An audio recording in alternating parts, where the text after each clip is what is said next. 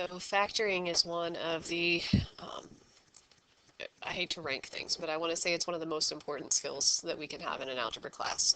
If you're going to go beyond college algebra, you will definitely need it. If you're just stopping at college algebra, we do this at the beginning of the semester and have to do it not every day, but very close to every day, all through the semester. Factoring is the process of writing a polynomial as the product of two or more factors of its smaller pieces. Just like writing the number 12, we can write it as 6 times 2. Okay, we could also write it as 4 times 3. Both of those are considered factored forms, but neither of them are factored completely.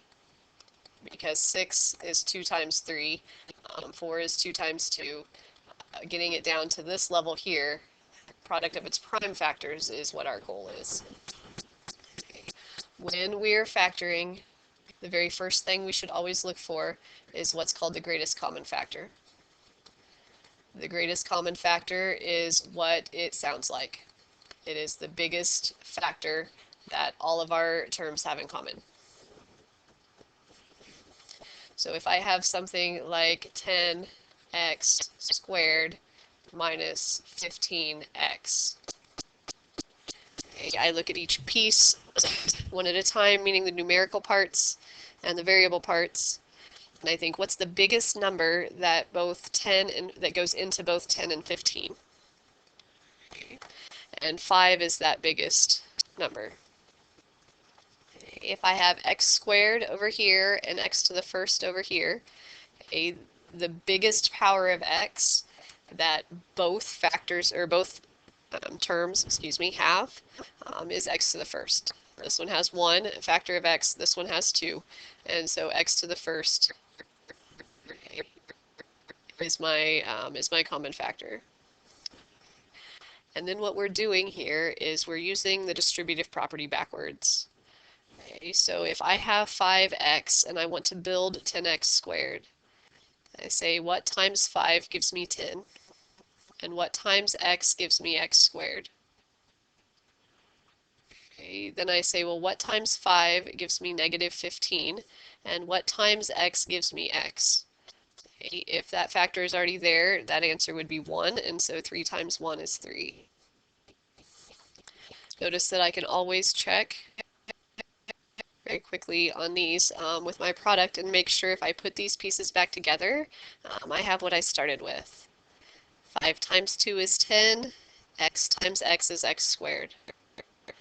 5 times negative 3 is negative 15, times x is negative 15x.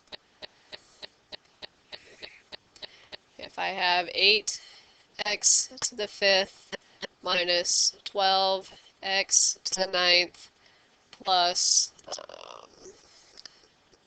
6x to the 4th. If I want the greatest common factor there, I look for the biggest number that goes into 8 and 12 and 6. Okay, if I was just looking at two pieces here, I know a 4 goes into those two, or a 6 goes into those two. But if I'm looking at all three parts together, the biggest number that goes into all of them is a 2. Okay, here if I have x to the 5th and x to the 9th and x to the 4th, I'm always going to pick the smallest of those exponents like we did up above. I had 2 and 1, so I went with a 1. Because all of them have 4 x's. These guys have more, but 4 is the most that they all have in common. And I say 2 times what gives me 8. X to the 4th times what gives me x to the 5th.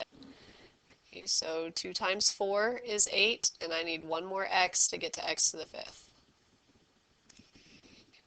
Negative 6 builds my negative 12, and I need 5 more x's because I need the sum of 4 and 5 to get me back to 9.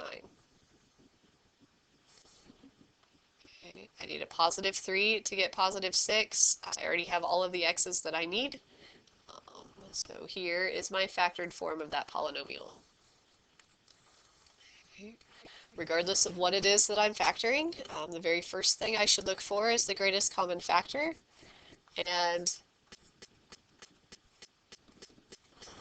if that greatest common factor happens to be 1, then I don't have to write this as 1 times 3x squared plus 2. Okay. In this situation, that's all I can do. This polynomial doesn't factor any farther. It is in its factored form, which means we could call it prime if we would like. Okay. But if all of the terms have something other than 1 in common, you should pull it out. Okay. Whether you pull it out first or whether you pull it out last, if there's more steps involved, doesn't matter. It will always make the polynomial more approachable if you pull it out first, because then you're dealing with smaller components for the rest of the problem. There is a video following this one that just has some examples, not even any speaking. So if you turn on the video, you could write down the problems that are shown, pause the video, and then factor those polynomials. When you're done with those, you can hit play and watch me factor them, make sure you get the right answers, and then I'll scroll down and continue. Again, there's no words on it, it's just meant for practice, so pause it as you see the problems, write down the problems and do them in your notes. Turn on the video if you want to watch me work them out, or fast forward if you just want to skip to the answers. Let me know if you need something.